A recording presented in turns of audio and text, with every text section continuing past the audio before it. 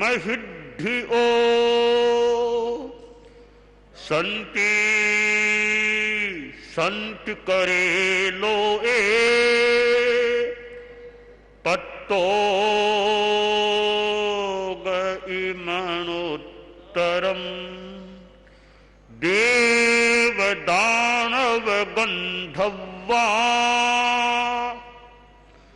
जख रक्षस किन्नरा बंभयारी नमंसन्ति दुक्करम जे करन्ति तम मंगलम भगवान वीरो मंगलम गौतमो गणी मंगलम स्थूल भद्राद्या जैन धर्मोस्तु मंगलम मंगलम मतिमान भिक्षु मंगलम भारमल्लकः मंगलम रायचंद्राद्या मंगलम तुलसी गुरुः महाप्रज्ञोस्तु मंगलम तेरा पंथोस्तु मंगलम तेरा पंथोस्तु मंगलम तेरा पंथोस्तु मंगलम। जैन श्वेतांबर तेरा पंथ धर्म संघ के सन 2021 के रायपुर छत्तीसगढ़ में आयोज्य चतुर्दिवसीय मर्यादा महोत्सव समारोह के शुभारंभ होने की घोषणा करता हूं। यह मर्यादा महोत्सव और इसका एक आधारभूत या संबद्ध लिखित मर्यादा पत्र जो बताया गया है, आचार्य भिक्षु का यह लिखित विक्रम संवत 1859 माघ शुक्ला सप्तमी का यह लिखित पत्र मर्यादा पत्र, और यह पत्र पुराना सा लग रहा है, फिर भी सुरक्षित रखने का प्रयास किया गया है। और यह पत्र और इसमें लिखी हुई बातें और उन बातों की आत्मा, इसको एक प्रकार का गण छत्र कहा जा सकता है। तो यह पत्र और इसमें लिखित मर्यादाएं और मर्यादाओं की आत्मा वो हमारे लिए बहुत ही सम्माननीय है। और आज इस मर्यादा महोत्सव के शुभारंभ की घोषणा के बाद मैं इस पत्र की सम्मान भावना के साथ स्थापना कर रहा हूं। ओम अर्हत। ज्योति चरण, जय जय ज्योति चरण। अब घोष और मर्यादा गीत के लिए तैयार रहें सभी। अहिंसा के अग्रदूत श्रमण भगवान महावीर स्वामी की, तेरा पंथ के आद्य प्रणेता आचार्य श्री भिक्षु की, मर्यादा महोत्सव के संस्थापक श्रीमद जयाचार्य की, विकास के सूत्रधार गुरुदेव श्री तुलसी की, प्रेक्षा प्रणेता आचार्य श्री महाप्रज्ञ की, अनुकंपा की चेतना के उत्प्रेरक आचार्य श्री महाश्रमण की, जय जय शासन जय मर्यादा, जय जय शासन जय जय शासन, संघ पुरुष चिरायु हो चिरायु हो, संघ पुरुष संघ पुरुष। भीखण जी स्वामी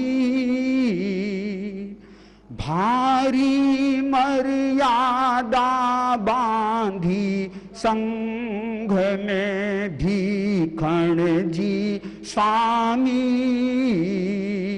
भारी मर्यादा बांधी,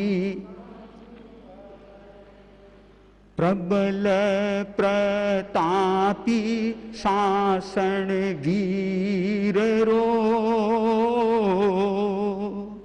प्रबल प्रतापी शासन वीर रो, जिनमें जग रही जगमग ज्योत हो, भीखण जी स्वामी भारी मर्यादा, देखी दशा दयामणि, देखी दशा दयामणि, आतो साधु संघरी, आप हो भीखण जी स्वामी भारी मर्यादा, कांप्यो कले जो मारे पूजरो, कांप्यो कले जो मारे,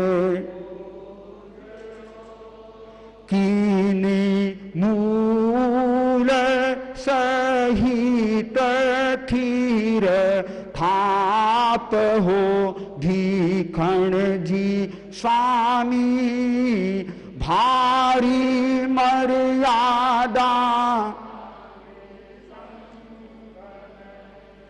सकल साधु अरु साधवी, सकल साधु अरु साधवी, बहो एक सुगुरूरी, आण हो भीखण जी स्वामी भारी मर्यादा बांधी, चेला चेली आप आप रा, चेला चेली आप आप रा, कोई मत करो करो पच खान हो, भीखण जी स्वामी भारी मर्यादा बांधी, इत्यादिक नियमे भर्यो, इत्यादिक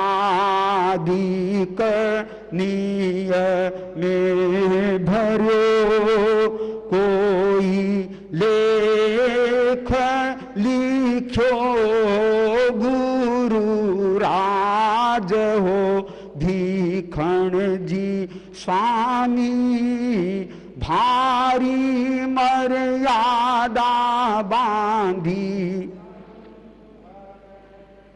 संवत 18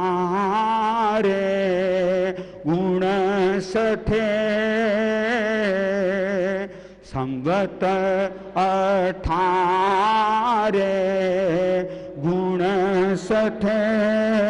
कोई माह सूदी सप्तमी साज हो भीखण जी स्वामी, भारी मर्यादा बांधी, वार्षिक उत्सव आज रो, वार्षिक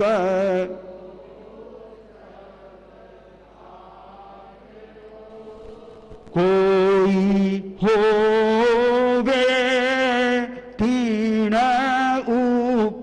उपलक्ष हो भीखण जी स्वामी, भारी मर्यादा बांधी,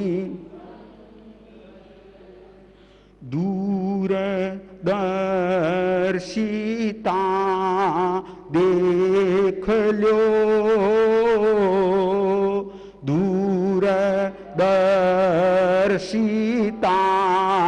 देख लो, कोई जय गणिरी पर तक्ष हो भीखण जी स्वामी, भारी मर्यादा बांधी, संघ में प्रबल प्रतापी शासन वीर रो, प्रबल प्रतापी शासन वीर रो, जिण में जग रही जगमग ज्योत हो भीखण जी स्वामी, भारी मर्यादा बांधी संघ में।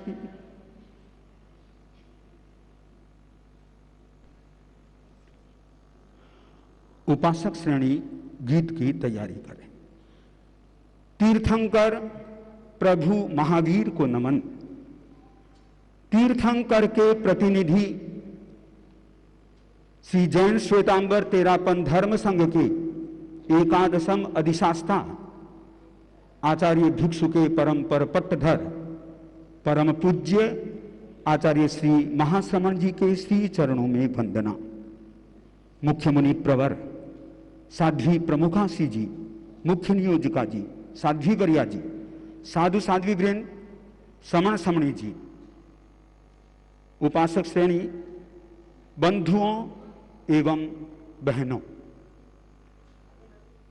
137वां मर्यादा महोत्सव जो रायपुर में आचार्य श्री महाश्रमण जी की सन्निधि में मनाया जा रहा है। एक योग देखिए, 157 1 5 7 तीनों मिलने से 13 की संख्या होती है। और हे प्रभु यह 13 पंथ, तो 13 पंथ धर्म संघ का यह 157वां मर्यादा महोत्सव। और साथ ही साथ आचार्य श्री महाश्रमण जी की सन्निधि में, आचार्य श्री महाश्रमण जी की सन्निधि में होने वाला यह 11वां मर्यादा महोत्सव जो रायपुर को मिला है, 11वें आचार्य और 11वां मर्यादा महोत्सव, यह भी इसके साथ में एक संयोग है। तो यह कार्यक्रम भव्यता के साथ में इस बार कुछ नवीनीकरण के साथ में पूज्य प्रवर की सन्निधि में हो रहा है। गीत की प्रस्तुति उपासक श्रेणी। गणपति की जय हो, गण गणपति की जय हो। इस युग में मर्यादा का यह उत्सव अजब अनूठा। इस युग में मर्यादा का यह उत्सव अजब अनूठा। उड़ने की आजादी के संग अनुशासन का खूंटा। बनकर छत्र करे संरक्षण, बनकर छत्र करे संरक्षण। पग पग सदा विजय हो, गण गणपति की जय हो, गण गणपति की जय हो। संप्रदाय है बहुत जगत में, संग हमारा हटके। संप्रदाय है बहुत जगत में, संग हमारा हटके। भावावेश वना समझी में इधर उधर क्यों भटके। जिनवर सम गुरुदेव हमारे, जिनवर सम गुरुदेव हमारे। श्रद्धा के आलय हो, गण गणपति की जय हो, गण गणपति की जय हो। प्राणों से बढ़कर गुरु इंगित जीवन का हो गहना। प्राणों से बढ़कर गुरु इंगित जीवन का हो गहना। गण अपना हम गण के ऐसे एक में एक है रहना। पय मिश्री जो दूध में वैसे, पय मिश्री जो दूध में वैसे। निज का अहम विलय हो, गण गणपति की जय हो, गण गणपति की जय हो। आनंदादि श्रावक संप्रति जैसे धर्म प्रचारक। आनंदादि श्रावक संप्रति जैसे धर्म प्रचारक। गोटी जी भंडारी दुग्गड़ जैसे संग प्रभावक। तीरथ सेवा दृढ़ समकित से, तीरथ सेवा दृढ़ समकित से। निज का आत्मोदय हो, गण गणपति की जय हो, गण गणपति की जय हो। अनुकंपा अवतार पुरुष है, युग नायक गणमाली। अनुकंपा अवतार पुरुष है, युग नायक गणमाली। देश विदेश में श्रद्धा का कोई क्षेत्र रहे न खाली। करो कृपा हम उपासकों पर, करो कृपा हम उपासकों पर। सेवा का प्रत्यय हो, गण गणपति की जय हो, गण गणपति की जय हो। संगम शरणम गच्छामि, यह हर सदस्य की लय हो, गण गणपति की जय हो, गण गणपति की जय हो, गण गणपति की जय हो। आज का यह कार्यक्रम जो सेवा को समर्पित होता है तेरापन धर्म संघ, जहां सेवा की एक सुदीर्घ व्यवस्था है। पूज्य प्रवर के द्वारा आज के दिन ही उद्घोषणा होती है सेवा केंद्रों में नियुक्तियों की। उससे पहले आज के इस प्रारंभ के दिवस पर मुख्य नियोजिका जी का विशेष रूप से वक्तव्य होता है। मैं निवेदन करता हूं मुख्य नियोजिका जी साध्वी श्री विश्रुत विभा जी आज के अवसर पर अपने विचारों के साथ। प्रज्ञा प्रजागृति नीता चेतो विनिर्मलीकृतं नमोस्तु गुरुवे तस्मै अभिन्नाय ममात्मने अभिन्नाय ममात्मने। परम श्रद्धास्पद आचार्य प्रवर के चरणों में अभिवंदना। श्रद्धेया महाश्रमणी साध्वी प्रमुखा श्री जी, आदरास्पद मुख्य मुनि प्रवर साध्वी वर्या जी, साधु साध्वी वृंद, उपस्थित इतस्ततः बैठा हुआ धर्म परिवार। अध्यात्म का केंद्रीय तत्व है आत्मा।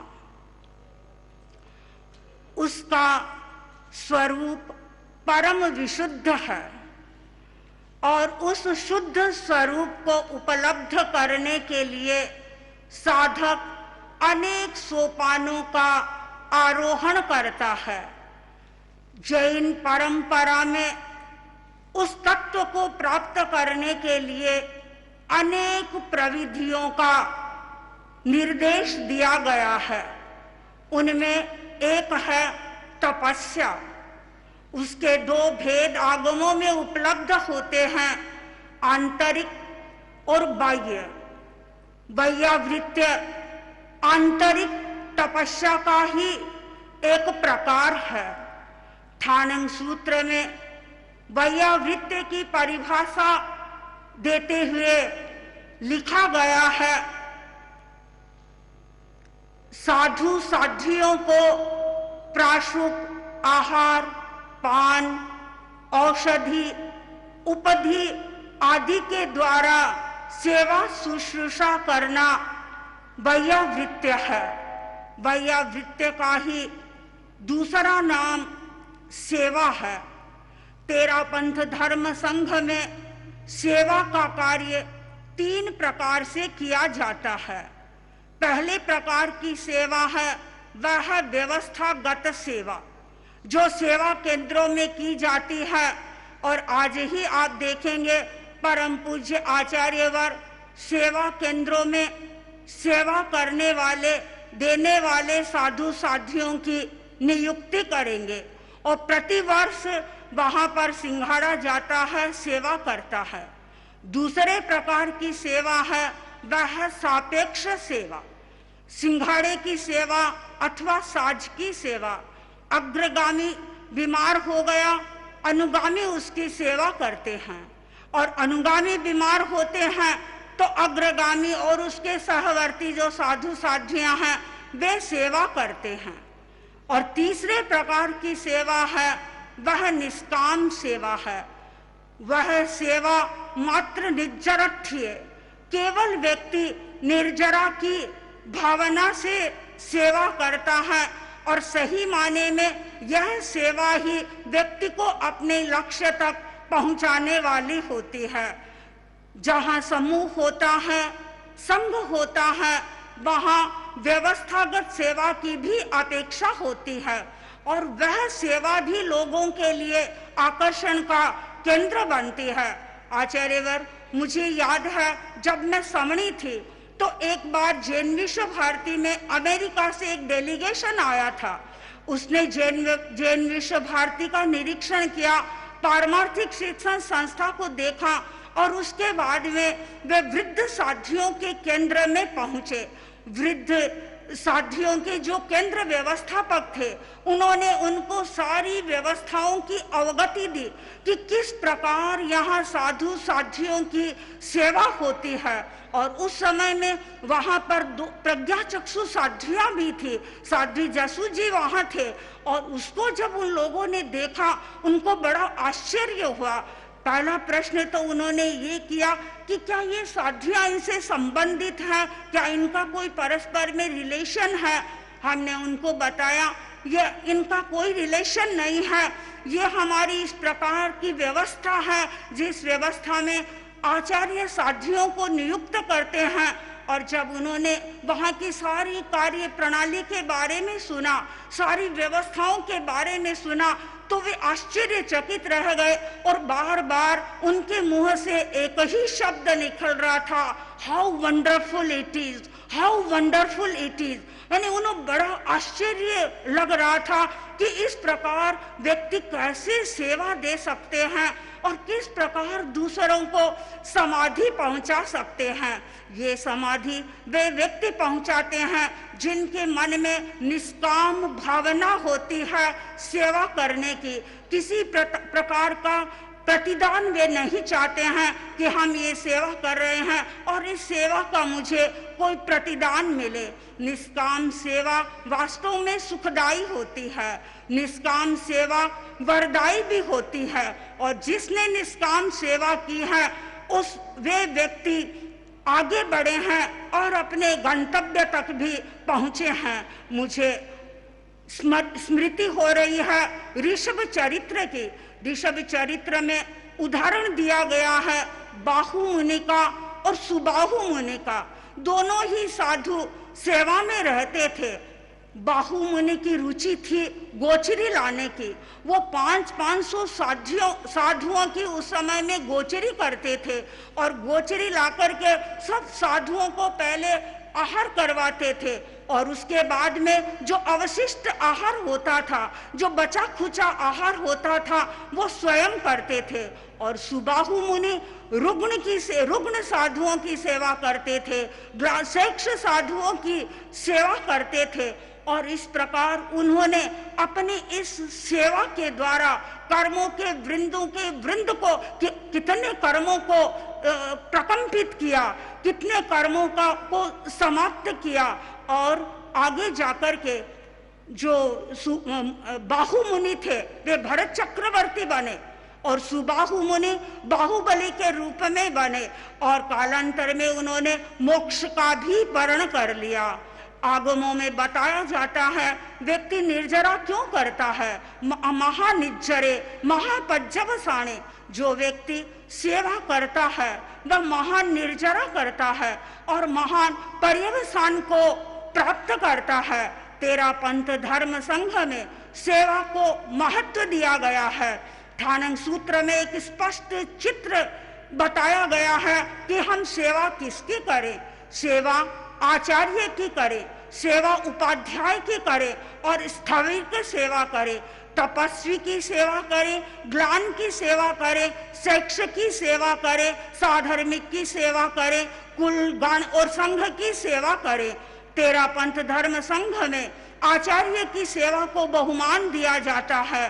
तेरा पंथ धर्म संघ में शिक्ष साधुओं की सेवा पर बल दिया जाता है, तपस्वियों की यहाँ पर सेवा होती है। और जब अन्य लोगों से हम सुनते हैं कि तेरा पंथ में आचार्य को कितना बहुमान दिया जाता है, कितना उनका सम्मान किया जाता है, हमें गौरव की अनुभूति होती है। साधु साध्वियां आचार्य की सेवा करते हैं और आचार्य न जाने कितने रूपों में तेरा पंथ धर्म संघ की सेवा करते हैं। यहाँ शिक्ष साधुओं की भी देखरेख होती है, उनका भी ध्यान रखा जाता है। आचार्य वर्ग की सन्निधि में न जाने कितने छोटे छोटे साधु आए हैं, आपने अपने हाथों से दीक्षित किया है, लेकिन आज वे आगे बढ़ रहे हैं, विकास कर रहे हैं। कई ऐसे बच्चे होते हैं जिन्हें भाषा का पूरा ज्ञान नहीं होता है, उन्हें अच्छी तरह से बोलना नहीं आता है, उन्हें अच्छी तरह से लिखना नहीं आता है, लेकिन हमारे साधु साध्वियां उनकी परिचर्या करते हैं, उनकी सेवा करते हैं, उनको बोलना सिखाते हैं, उनको लिखना सिखाते हैं, उन्हें कपड़े पहनना सिखाते हैं, छोटे छोटे कार्य उनको सिखाते हैं। और वे ही व्यक्ति आगे चल करके हमारे धर्म संघ की सेवा करते हैं। यहाँ तेरा पंथ संघ में तपस्वियों की सेवा की जाती है, तपस्वियों का बहुमान दिया जाता है। स्वयं आचार्य भिक्षु ने भी संघ में सेवा को महत्व दिया। उन्होंने लिखा कि कोई भी रुग्ण साधु है, यदि वह अक्षम हो गया है तो उसे यह नहीं कहें कि तुम अब अक्षम हो गए, तुम संठारा करो या तुम संलेखना करो। हमें ऐसा उसे नहीं कहना चाहिए। हमें वह कार्य करना चाहिए जो उसके चित्त में समाधि पैदा करे। हर साधु साध्वी को सेवा के लिए तत्पर रहना चाहिए। यदि कोई साधु या साध्वी सेवा करने के लिए तैयार नहीं होता है तो उसे उपालंभ मिलता है। और आचार्य भिक्षु तो लिखते हैं कि यदि तुम सेवा नहीं दे रहे हो तो तुम्हें सेवा लेने का अधिकार भी नहीं है। और तेरा पंथ धर्म संघ में यह बात प्रचलित है कि जब तक तुम्हारे शरीर में शक्ति है तुम संघ की सेवा करो, और जब तुम्हारा शक्ति बल क्षीण होगा संघ तुम्हारी सेवा करेगा। आचार्य भिक्षु ने सेवा को महत्व दिया। उत्तरवर्ती आचार्यों ने भी इस बात पर महत्व दिया। और डालगणी तो सेवा के माने में बड़े स्ट्रिक्ट थे। बहुत प्रचलित घटना है साध्वी सिरे कुमारी जी की, जो लाडनू में चाकरी कर रहे थे। और चाकरी करने के बाद में जब डालगणी लाडनू की ओर पधार रहे थे, साध्वी सिरे कुंवर जी दर्शनार्थ डीडवाना के सीमा तक पहुंच गई थी। और जब डालगनी को पता चला तो डालगनी ने कह दिया कि सेवा के कार्य को छोड़ करके यहाँ आने का क्या प्रयोजन हो सकता है। और डालगनी ने वहीं से उसको बिहार करवा दिया। और उसके बाद हम देखते हैं कि कितने सेवा के प्रसंग हमारे संघ में आते हैं। आचार्य स्वयं सेवा के लिए जागरूक रहते हैं। हम देखते हैं परम पूज्य आचार्यवर को कि किस प्रकार वे आचार्यवर जहां सेवा का प्रसंग आता है पहली प्रायोरिटी उसे देते हैं। अन्य सारे कार्य गौण हैं, संबंध गौण है, अन्य अन्य बातें सब गौण हैं, और सबसे पहले प्रायोरिटी आचार्यवर की सेवा के लिए होती है। और आचार्यवर बराबर हमें प्रेरित करते हैं कि हमारे मन में सेवा देने की अधिक भावना रखनी चाहिए, हमें सेवा लेने की भावना नहीं रखनी चाहिए। हमारा इतिहास इस बात का साक्षी है आचार्यवर कि कितने साध्वियों ने कैसी कैसी कठोर सेवा की है। साध्वी अनचन जी का नाम सुनते हैं तो सचमुच में एक सात्विक गौरव की अनुभूति होती है। उन्होंने कठोर सेवा करके तेरा पंथ धर्म संघ में अपना इतिहास बनाया। उस समय में साधु साध्वियां यदि रुग्ण हो जाते थे तो लाने के लिए व्हील नुमा कोई चेयर नहीं थी, कंधों पर उठा करके वे उन्हें लाते थे। और साध्वी अनचा जी ने 29 साध्वियों के इस प्रकार की सेवा की। और साध्वी सूरज कुमारी जी जो लाडनू में है उनको तो वे जेतारण से ब्यावर लाए और ब्यावर से वे उन्हें लाडनू ले गए। यानी कितनी कठोर सेवा उन्होंने की है, कितना सहन किया है। सेवा करके और सहन करके भी वे आनंद की अनुभूति करते थे। जहां इस प्रकार की सेवा होती है वह संघ सचमुच में चिरजीवी होता है और वह संघ वास्तव में दीर्घजीवी होता है।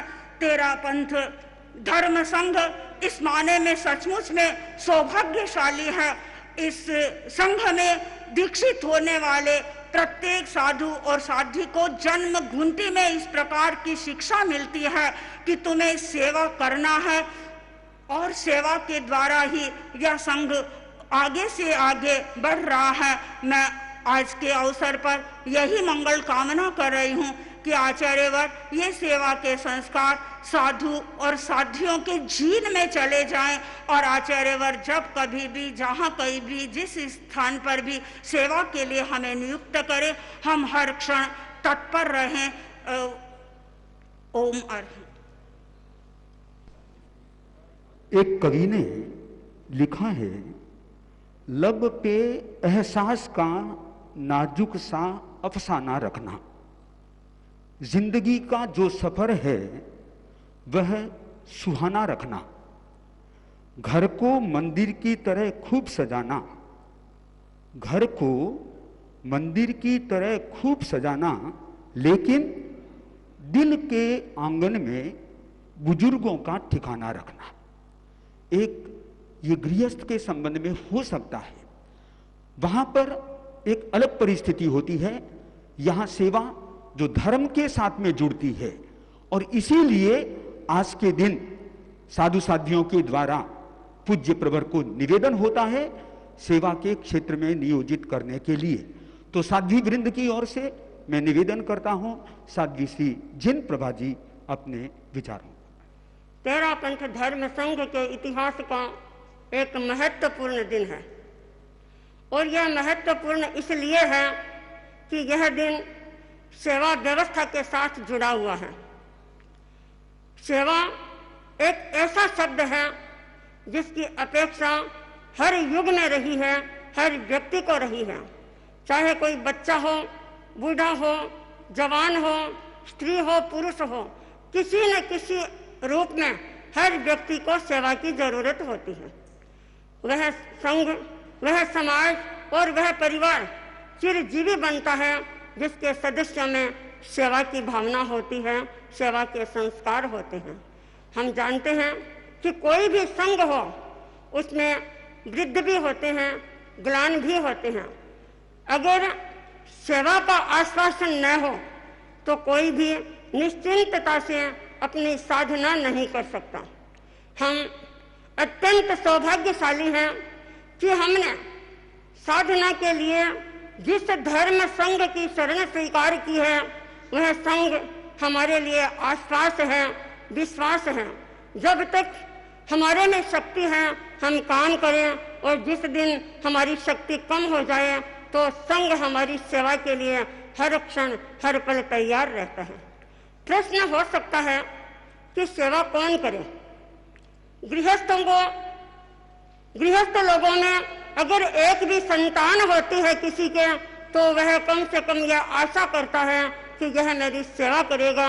लेकिन यहाँ तेरा पंथ धर्म संघ में कोई किसी का शिष्य नहीं है। यहाँ इतने साधु साध्वी बैठे हैं और स्वयं साध्वी प्रमुख श्री जी भी विराजमान है, कोई किसी का शिष्य नहीं है। आचार्य भिक्षु ने शिष्य प्रथा को तो बंद किया, लेकिन आचार्य के कंधों को इतना सबल बना दिया कि वे पूरे धर्म संघ की सेवा करते हैं। एक एक साधु साध्वी उनके ध्यान में रहते हैं। भाइयों और बहनों, हम तो दो आंखों वाले होते हैं, लेकिन हमारे गुरु तो सहस्त्र चक्षु होते हैं। कहाँ किसको किस रूप में कैसी सेवा चाहिए वे हर क्षण इस माने में तैयार रहते हैं। हमने देखा है अनेक बार गुरुदेव को, जैसा कि अभी मुख्य नियोजिका जी ने फरमाया कि गुरुदेव सब कार्यों को छोड़ करके जब भी कहीं से अपेक्षा आती है सेवा की तो पहले उस व्यवस्था में जुट जाते हैं। यह आज की नहीं, हमारी यह जो एक व्यवस्था है सेवा की, हम अपने इतिहास को देखते हैं, अनेक घटनाओं को आप सुनते हैं। एक घटना का जिक्र मैं भी करना चाहती हूँ कि सेवा के मामले में कोई अगर थोड़ा भी प्रमाद करे तो आचार्य उसको बर्दाश्त नहीं कर सकते, वे उस पर अनुशासन की डोर कसते हैं। मैं एक घटना का जिक्र करना चाहती हूँ आपके सामने। मुनि श्री पन्नालाल जी स्वामी जो चारवास में स्थिरवासी थे, वे पक्षाघात से पीड़ित थे। उनके साथ में 3 साधु थे, 2 तो वृद्ध थे और 1 युवा थे।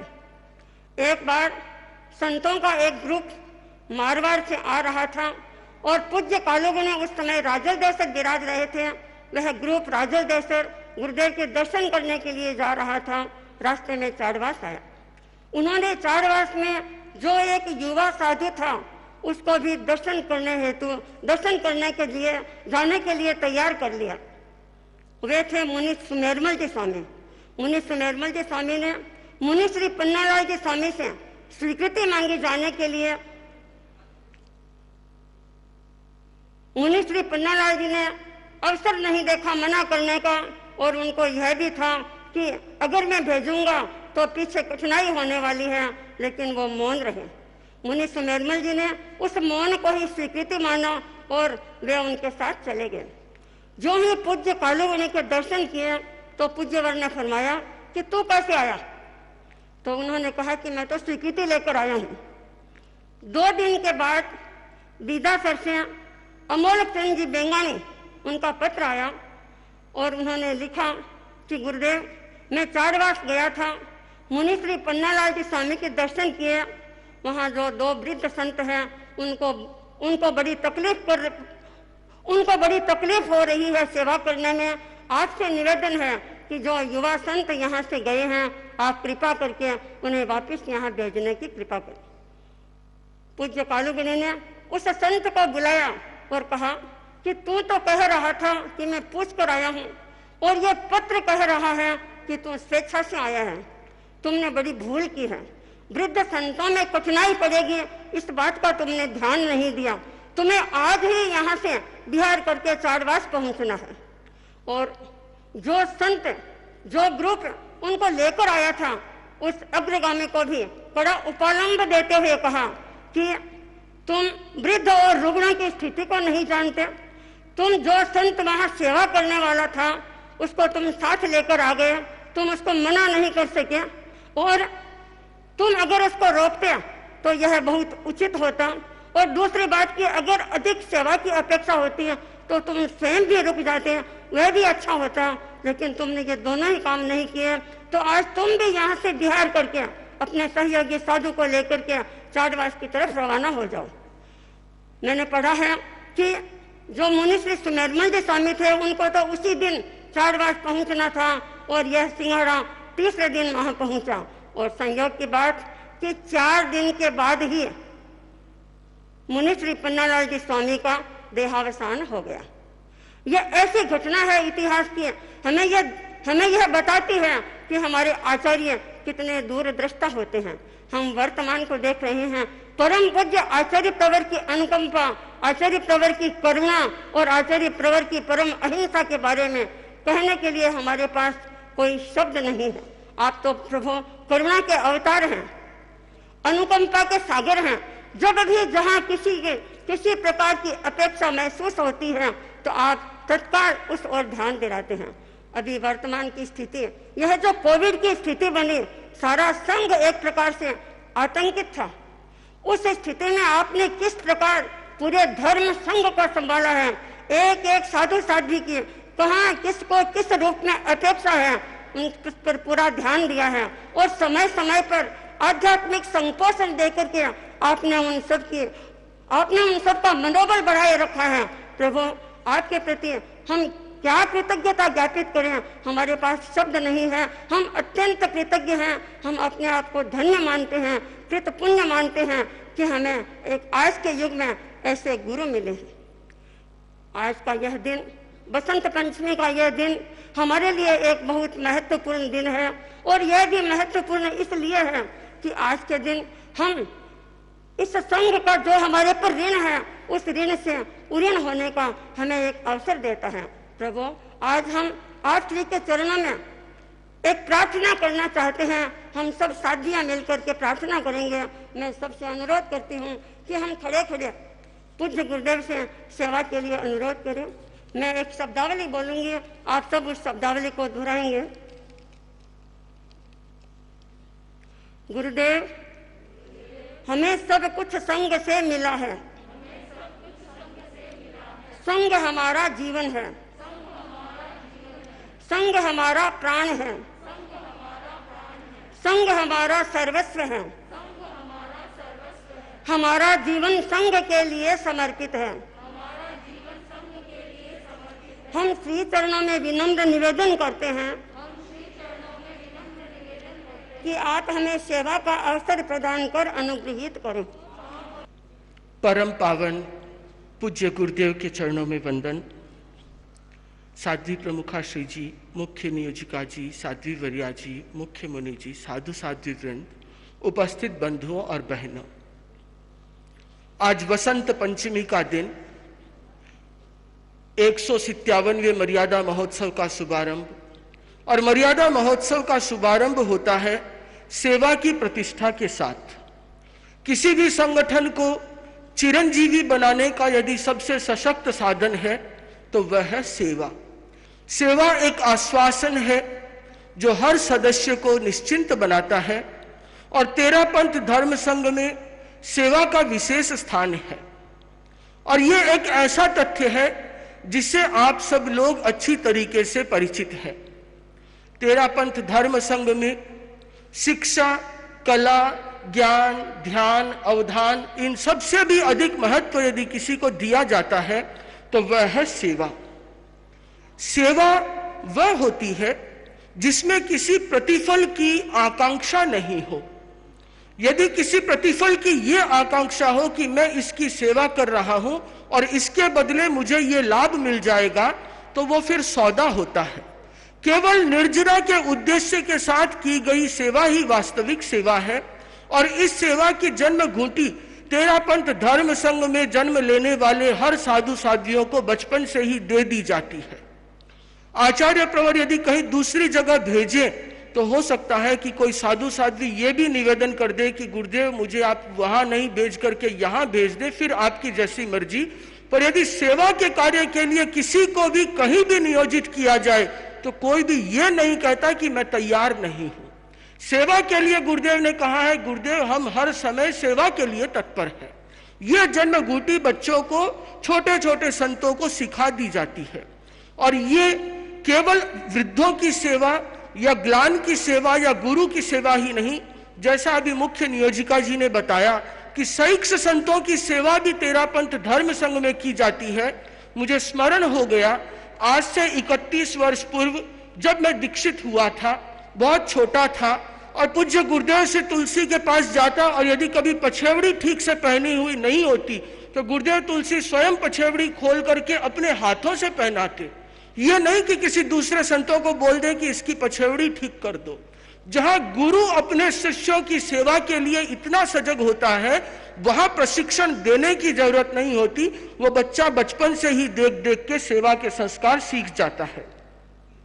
अभी कोरोना का समय चल भी रहा है और लोगों ने ये एक ऐसा भयावह समय देखा जिस समय सेवा के लिए लोग, दूर की बात है, अपने अपने घर से निकलने में घबराते थे।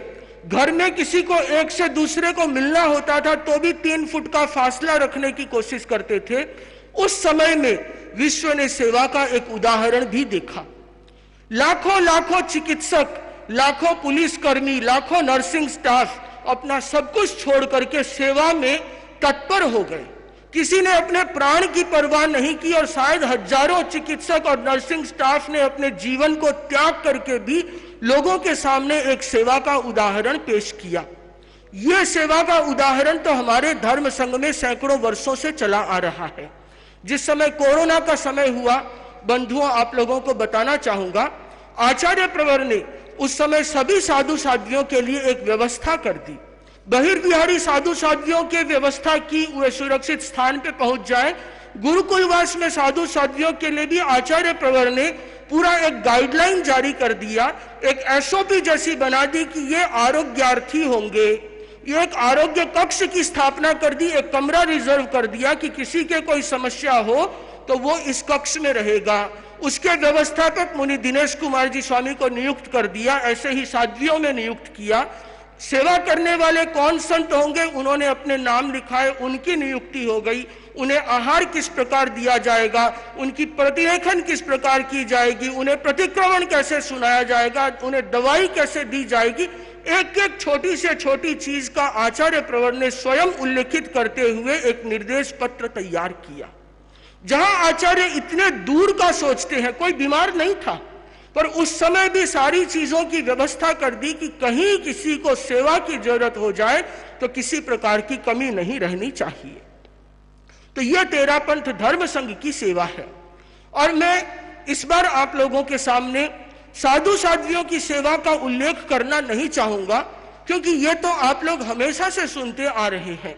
मैं बताना चाहूंगा इस बार श्रावक श्राविकाओं की सेवा के विषय में कि इस विषम परिस्थिति में एक साध्वियों का ग्रुप हैदराबाद में प्रवासित था और उनके कोरोना की समस्या हो गई। और वे जिस घर में रुके थे, मुझे जहां तक याद है विकास सुराणा का घर था, तो उन्हें लोगों ने कहा कि सतियों के कोरोना है, घर के परिवार वाले चपेट में आ जाएंगे, तुम उन्हें अपने घर में न रख करके किसी दूसरे स्थान पे भेज दो, कोई सार्वजनिक स्थान पे, सभा भवन आदि में। उस व्यक्ति ने कहा कि नहीं, साध्वियां मेरे घर पे है, इनकी सेवा करने का दायित्व हमारा है। यदि कल को मेरे परिवार में किसी के कोरोना हो जाता तो क्या मैं निकाल देता? मैं साध्वियों को कैसे अपने घर से जाने दे सकता हूं। साध्वियों के कहने के बावजूद भी उसने कहा नहीं, साध्वियों को तो मेरे घर पे ही रहना पड़ेगा, और पूरे परिवार ने साध्वियों की सेवा की। तो यह तेरह पंथ धर्म संघ के श्रावक श्राविकाओं की सेवा है। जिस समय में कोरोना के चलते लोग अपने परिवार की शादियों में नहीं जाते थे, किसी के घर में मृत्यु हो गई तो शोक जताने नहीं जाते थे, उस समय में यदि साधु साध्वियों ने अपने क्षेत्र से चतुर्मास के लिए दूसरे क्षेत्र की ओर विहार किया, तो तेरह पंथ धर्म संघ की श्रावक श्राविकाएं उनकी सेवा में अपना घर बार छोड़ करके आ गई। ये तेरह पंथ धर्म संघ की सेवा है। तो ऐसे एक नहीं, केवल साधु साध्वियों की सेवा ही नहीं, अपितु साधर्मिक वात्सल्य का उदाहरण भी इस बार देखने को मिला कि यदि किसी श्रावक समाज में एक व्यक्ति था जो यहां कहीं सूरत गया हुआ था और लॉकडाउन हो गए, सूरत में वह बीमार हुआ, उसके कोरोना की स्थिति हो गई, हॉस्पिटल में एडमिट था। जैसे ही सूरत समाज को पता चला, सभी लोग वहां पे उसकी सहायता के लिए पहुंच गए। तो ये होता है साधर्मिक वात्सल्य। उस व्यक्ति के मन से ये निकला कि मुझे गर्व है कि मैं तेरापंथी हूं, यदि मैं किसी दूसरे शहर में हूं तो भी सैकड़ों भाई बहन मेरी देखभाल करने के लिए तत्पर है। और ये एक सूरत ही नहीं, हर क्षेत्र की यही कहानी थी, जहां पे लोग एक दूसरे की सेवा सहायता के लिए तत्पर थे।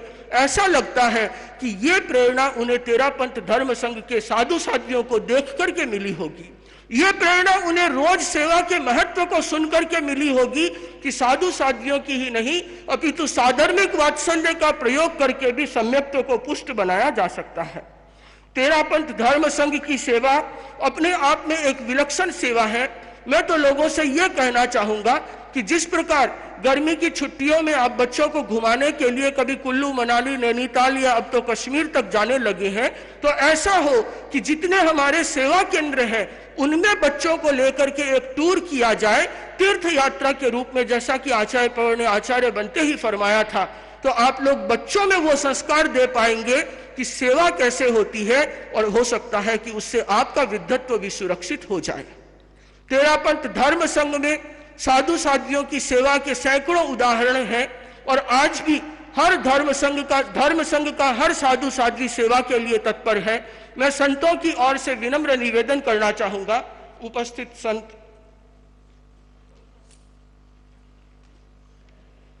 गुरुदेव, सेवा कर्म निर्जरा का महान साधन है। सेवा करना हमारा धर्म है। हमारा धर्म है। हम सभी संत सेवा के लिए सदैव तत्पर हैं। सेवा के लिए सदैव तत्पर हैं। हमारा श्री चरणों में विनम्र निवेदन है। हमारा श्री चरणों में विनम्र निवेदन है। हमें सेवा का अवसर प्रदान कर अनुग्रहित करें। सेवा का निवेदन साधु साध्वियों द्वारा गुरुदेव के श्री चरणों में किया गया, और इस सेवा से वृद्धों की दुआ भी मिलती है। बुजुर्गों की दुआओं के दीप जहां जला करते हैं, उन घरों में दवा से पहले दुआ काम करती है। तो हमारे भीतर में सेवा के संस्कार रहे, भिक्षु शासन की, जिन शासन की, मानवता की जो सेवा का पीड़ा परम पूज्य आचार्य प्रवर ने उठाया है, वह हम वचनों में उसे नहीं कह सकती। तो मैं आज के इस सेवा के पवित्र दिन पर निवेदन करता हूं परम पूज्य गुरुदेव से, अपनी अमृत देशना से हम सबको, पूरे धर्म संघ को लाभान्वित करें।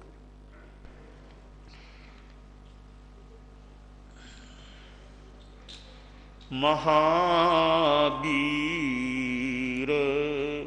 तुम्हारे चरणों में श्रद्धा के कुसुम चढ़ाएं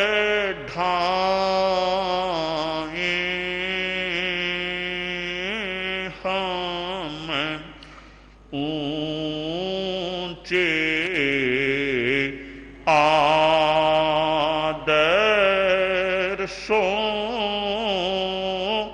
को अपने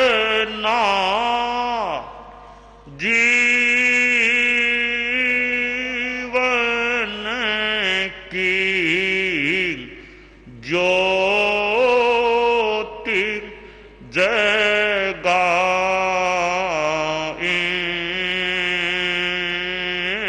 हम महावीर तुम्हारे चरणों में श्रद्धा के कोसों में चढ़ाए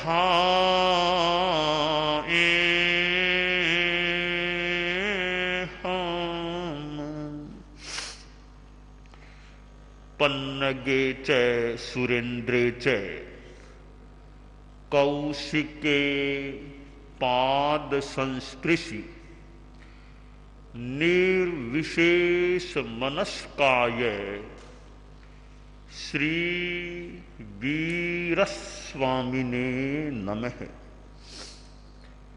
आर्हत वाङ्मय में कहा गया है, अनुशासन मोवायम दुक्कड़स्य चोयणम हियम तम मन्नई पन्नो वेशम हो असाहुनो। आज हमारे धर्म संघ जैन श्वेतांबर तेरा पंथ का मर्यादा महोत्सव, उसका चतुर्दिवसीय इस बार का समारोह प्रारंभ हुआ है। महोत्सव तो अनेक होते हैं, पर यह मर्यादाओं का महोत्सव है और मर्यादा के साथ अनुशासन की बात जुड़ी हुई है, कर्तव्य की बात भी जुड़ी हुई है। कर्तव्य, अनुशासन, मर्यादा संगठन के लिए आवश्यक तत्व होते हैं। एक राष्ट्र के लिए भी मर्यादा, अनुशासन, कर्तव्य निष्ठा, ये चीजें उसकी सुरक्षा, उसकी चिरंजीविता के लिए आवश्यक होती है। भले लोकतांत्रिक प्रणाली हो, भले राजतंत्रीय प्रणाली हो, प्रणाली अलग हो सकती है पर लक्ष्य मानो एक होता है। मार्ग अलग अलग हो सकते हैं पर मंजिल एक है, तो आखिर चलते चलते वहीं पहुंचना होता है। राजतंत्रीय प्रणाली भी आखिर प्रजा की सेवा, सुविधा, व्यवस्था के लिए है, प्रजा सुख से रह सके इसलिए है। और लोकतांत्रिक प्रणाली भी प्रजा की सुव्यवस्था, सुख शांति के लिए है, ऐसा प्रतीत होता है। तो लक्ष्य एक है। अब उस लक्ष्य को पाने के लिए ये दो प्रणालियां हैं, एक राजतंत्रीय प्रणाली है और दूसरी लोकतांत्रिक प्रणाली है। राजतंत्रीय प्रणाली में अनुशासन आवश्यक है, तो लोकतांत्रिक प्रणाली में भी अनुशासन, मर्यादा, कर्तव्य निष्ठा, ये तत्व आवश्यक होते हैं। कोई यह सोचे लोकतंत्र है या क्या अनुशासन या क्या बात है, तो मेरे ख्याल में यह भूल भरा चिंतन है। एक सुंदर बात अंग्रेजी भाषा में बताना चाहूंगा। Without duty and discipline the duty of democracy shall be doomed to death and destruction. कर्तव्य और अनुशासन के बिना लोकतंत्र का देवता विनाश, मृत्यु को प्राप्त हो जाएगा। अनुशासन एक वह तत्व है जो ठीक रास्ते पर चलाने वाला होता है। गायों के साथ ग्वाला गोपाल होता है, गोरक्षक होता है। वह गायों का ध्यान रखे, गायें ठीक रास्ते पर चलती रहें, कोई इधर उधर हो तो वापिस उनको ठीक रास्ते पर ले आए। तो यह अनुशासन एक प्रकार का गेडिया है। इस गेडिया का मूल उद्देश्य किसी को चोट लगाना नहीं, मारना नहीं है। इस गेडिये का उद्देश्य है सुरक्षित रूप में सबको व्यवस्थित रखना, इसलिए यह गेडिया रखा जाता है। मर्यादा, अनुशासन, कर्तव्य की बात राष्ट्र के लिए आवश्यक है तो संगठनों के लिए भी उसकी आवश्यकता होती है। आज जो हमारा यह चतुर्दिवसीय मर्यादा महोत्सव शुरू हुआ है, यह अनुशासन, मर्यादा, व्यवस्था, कर्तव्य निष्ठा मानो इन तत्वों पर आधारित है। आज के दिन हम सेवा पर भी चर्चा करते हैं, बात बताते हैं, और अभी सेवा के बारे में अनेक बातें बताई गई।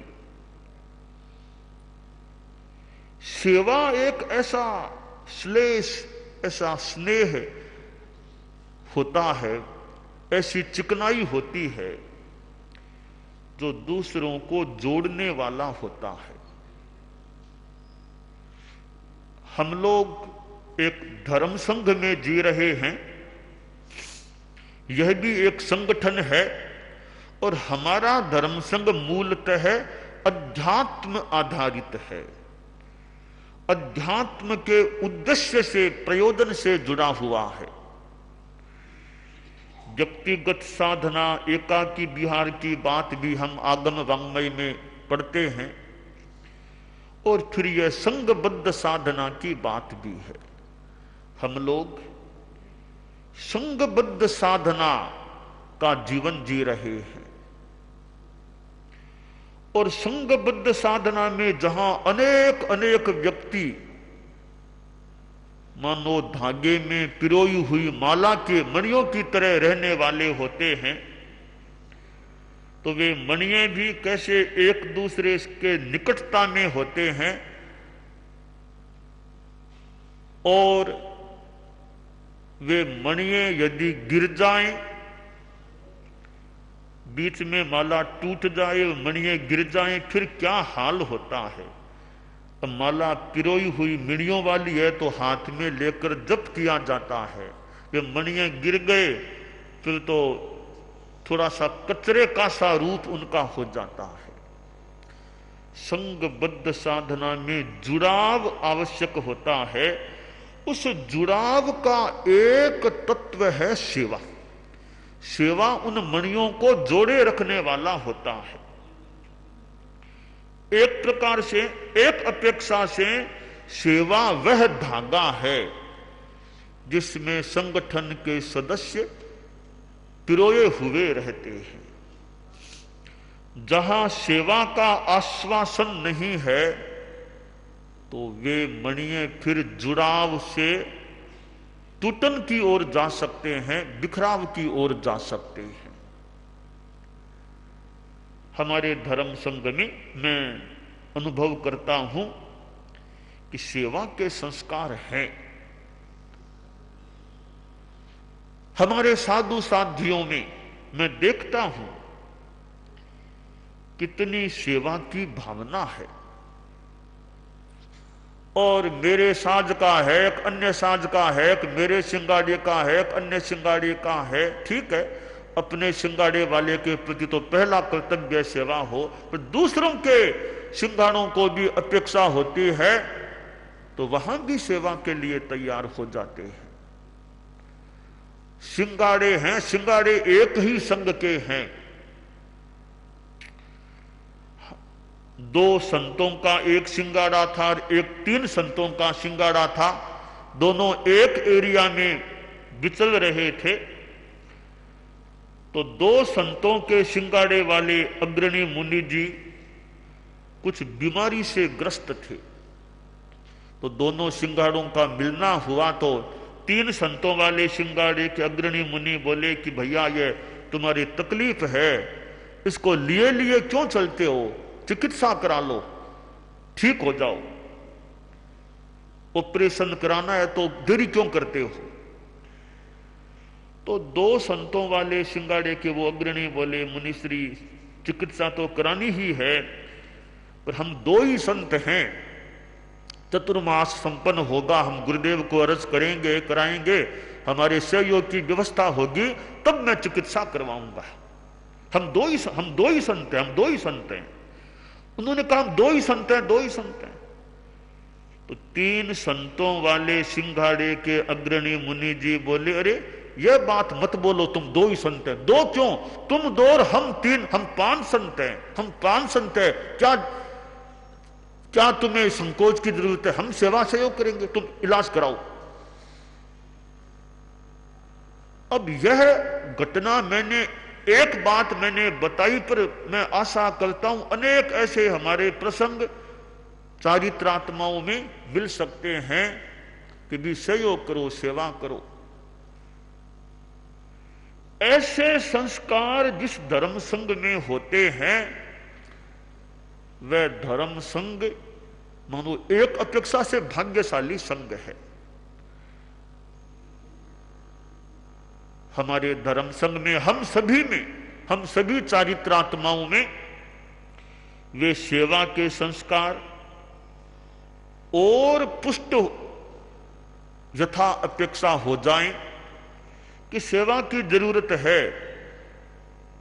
वो ठीक कहा मुनि जी ने कि किस सिंगाड़े में नियोजित होना, वहां तो फिर भी मेरे यह कठिनाई है, और किसी सिंगाड़े मान लो बात हो जाए तो वहां सेवा की जरूरत है। वहां यह नहीं कहना कि उनके सेवा में नहीं कर सकता, वहां यह वाक्य नहीं आना चाहिए कि उनके सेवा में नहीं कर सकता। अरे उनकी क्या, हम सब एक संघ के हैं, हम सब भिक्षु शासन के सदस्य हैं, किसी की भी सेवा की जरूरत है। ठीक है, कभी तुम्हारे साथ उनका या उनका तुम्हारे साथ, जैसा भी तुम्हारा उनके साथ उनका तुम्हारे साथ व्यवहार अच्छा नहीं भी रहा हो, आज वह अस्वस्थ है तो पुराने व्यवहार की बात को छोड़ो, आज के व्यवहार पर ध्यान दो कि भी मुझे तो सेवा करनी। व्यक्ति को ही न देखें, हम अपनी संघ की गरिमा को देखें। व्यक्ति कैसा भी होगा, हमारा संघ है, हमारे संघ का वह सदस्य है, उसकी सेवा करना हमारा धर्म है। तो सेवा में पुराना व्यवहार बीच में आगे नहीं आना चाहिए हमारे लिए, हम सेवा के लिए तैयार हैं। तो मैं सेवा के संस्कारों को देखता हूं और अनुभव करता हूं मैं कि एक संतोष की बात भी है कि हमारे साधु साध्वियों में कितनी सेवा के संस्कार हैं। हां, मैं निडर न लग जाए, ऐसे भी थोड़ी थोड़ी और विकास की अपेक्षा भी मुझे कई बार मेरे मन में आती है कि थोड़े और संस्कार पुष्ट होने चाहिए कि कैसा भी व्यक्ति हो, हम सेवा करने के लिए तैयार हैं। हमारे समण श्रेणी के भी सदस्य हैं, समणियों ने भी समण भी है, हमारे समणियां भी है, समण श्रेणी के सदस्यों ने भी सेवा का कार्य किया है। और चाहे समणियों ने चाहे साध्यों की सेवा की अपेक्षा पड़ी है, को पूछने के बाद एक काम बना, ठीक है हो गया काम। पर तुमने कहा नहीं, मैं तो ये प्रकृति ठीक नहीं, कैसे रखूं? तो वहां हमारा मनोबल, प्रकृति कैसे भी हो, संघ के ही तो हैं, हमारे संघ के ही तो हैं, ठीक है जिंदगी भर रखना कठिन है, 12 महीना रख लें, 8 महीना रख लें, तो कुछ तो काम करें। यूं प्रकृति जटिलों को रखने की भावना रखना, यह भी एक सेवा है। ठीक है, बहुत ज्यादा कठिन है तो कुछ रखें, 2 कदम आगे बढ़े, 2-4 कदम आगे बढ़े। 2 महीना रखने की भावना है, 2 की जगह 3 महीना की भावना बना लो, 3 की जगह 4 महीना की भावना बना लो कि हम सेवा करें संघ की, तो हम इसको भी एक सेवा ही माने, भले वो 3 बनाने खास मुद्दा नहीं है, हमारे द्वारा वो भी एक सेवा हो जाती है। तो हमारे साधु साध्वियां सेवा करते भी हैं, आखिर संभालते तो वही, यानी वही तो आखिर रखते हैं, रखने वाले रखते हैं, किसी तरीके से काम होता ही है। और कभी कभी तो समन श्रेणी का भी किसी रूप में उपयोग हो जाता है, कहीं कहीं किसी रूप में। तो खैर, तो मैं सेवा की बात बता रहा हूं कि यह शारीरिक सेवा और प्रकृति जटिलों की भी सेवा, हमारे सेवा केंद्र हैं।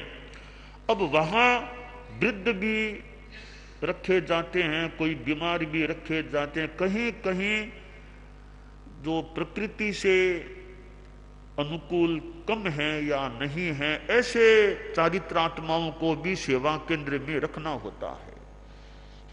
तो सेवा केंद्र में जहां तक हो सके यह नहीं होना कहना चाहिए भी इसको तो हम सेवा केंद्र में नहीं संभाल सकते। यह नहीं, सेवा केंद्र में अगर सिंगाड़े तो मान लो, फिर भी कह दिया सेवा केंद्र में ना कह देंगे, फिर उनको कहां रखा जाएगा? तो सेवा केंद्र तो एक तरह से अंतिम सदन है, फिर वहां ना कहने से काम कैसे चलेगा? तुम्हारा जिम्मा 1 साल का है ना, तो तुम 1 साल तो उनको सेवा करो। तो सेवा केंद्र वालों को जहां तक हो सके यह नहीं कहना चाहिए सेवा दाइयों को कि उनको तो हम नहीं संभाल पाएंगे, कि हम सोचो ये हम सबको संभाल सके, हम सबको संभाल सके, ऐसी भावना हमारी हो। तो यह सेवा का संस्कार हमारा पुष्ट है, ऐसा मुझे लगता है। वह पुष्टतर भी बने, ऐसा हमें प्रयास करना चाहिए। सेवा वृद्धों की है, ग्लानों की होती है, जैसा कहा गया शैक्षों की भी सेवा होती है। हमारे छोटे छोटे बाल मुनि हैं, वो हमारे धर्म संघ की एक नई पौध है, नई पौध है। हमारे कितने बाल मुनि तो यहाँ मेरे पास गुरुकुलवास में हैं, अनेक बाल मुनि न्यारा बहिर बिहार में भी है। ये बाल मुनियों को संभालना, नवदीक्षितों को संभालना, उनको सिखाना, उनकी सेवा करना, यह भी तो बहुत अच्छी सेवा है। बच्चों को संभालना बहुत कितनी बड़ी सेवा है। हमारी नवदीक्षित साध्वियां होती है, समणियां भी होती है, अब नयों को संभालना भी कितनी अच्छी महत्वपूर्ण सेवा है। नवदीक्षित वे हैं, उन्होंने माँ बाप को छोड़ दिया, परिवार को छोड़ दिया, हमारे पास आए हैं, तो उनकी भी सेवा होती है। तो बहुत यूं तो संतोष की बात है कि नवदीक्षितों की भी कैसी सेवा होती है। और सेवा करने वाले आज तुम्हारे पास है, अब तुम्हारे पास कब तक रहेगा यह तुम्हें क्या पता है? दीक्षा लेते ही तुमको दे दिया तो 4 महीना बीते और किसी सिंगाड़े में दे दिया, तुम सोचो रे सेवा तो मैंने की, तैयार मैंने किया, अब इनको ले लिया। तो यह सोचना चाहिए मैंने मेरे लिए नहीं, मैंने संघ के लिए तैयार किया, सेवा की है, तो मेरे काम आए किसी के काम आए वो मुद्दा नहीं है, मेरा काम इनकी सेवा करना है। जैसे धाय माता होती है ना, तो एक तरह से धाय माता की तरह साधु साध्वियां नवदीक्षित आए हैं तो आप तो धाय माताएं हैं, वो संपत्ति तो सेठ जी की है, आप तो धाय माताएं हैं, वो सेवा करनी है, बाद में मूल तो संतान उनकी है। वो तो यही सोचें कि हम तो धाय माताएं हैं, बस सेवा कर देते हैं, वो हमारा काम है, बाद में किसके पास रहेंगे ये व्यवस्था करने वाले जाने, हमारा काम इनकी सेवा करना है। तो यूं निष्काम भाव से सेवा करने का तरीका रहना चाहिए। यूं तो काफी मेरे ख्याल से रहता भी है या कुछ अंशों में रहता होगा, यह हमारा आदर्श यही रहना चाहिए कि नवदीक्षितों की सेवा करना हमारा काम है, बाद में आगे हमारे पास रखेंगे और किसी के पास रखेंगे, यह आचार्य श्री जाने, हमें इसका यह हमारा क्षेत्र नहीं है। इस भावना से नवदीक्षितों की सेवा करनी चाहिए।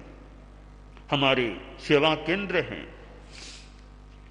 जहां व्यवस्थित रूप में हम सेवा की नियुक्ति करते हैं, हर साल की जाती है। इस बार भी मुझे अब आगामी सत्र के लिए, वर्ष के लिए सेवा की नियुक्ति करनी है। तो हमारे सेवा केंद्रों में 4 सेवा केंद्र, समाधि केंद्र एक ही बात है, 4 और एक उप सेवा केंद्र, यूं साध्वियों के 5 केंद्र हैं।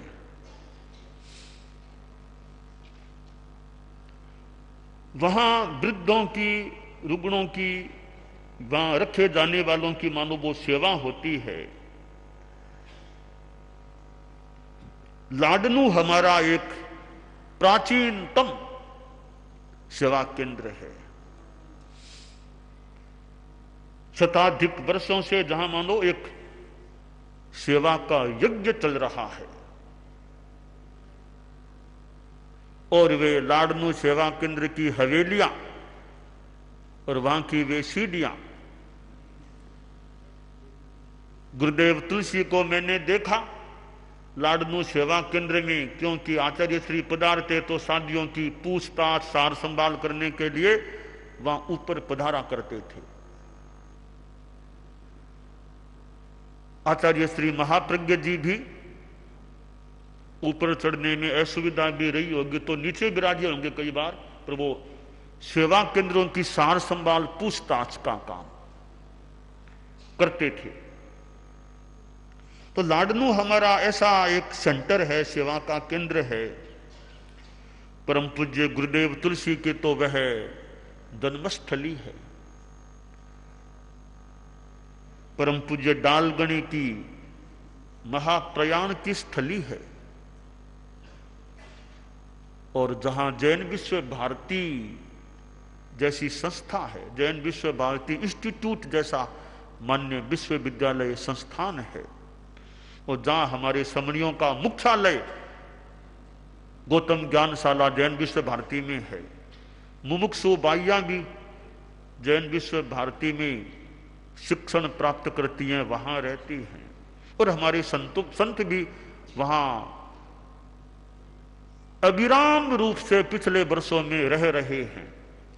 तो यह लाडनू शहर गांव में जो हमारा सेवा केंद्र है, वहां वे साध्वियां सेवाग्राही रहती हैं।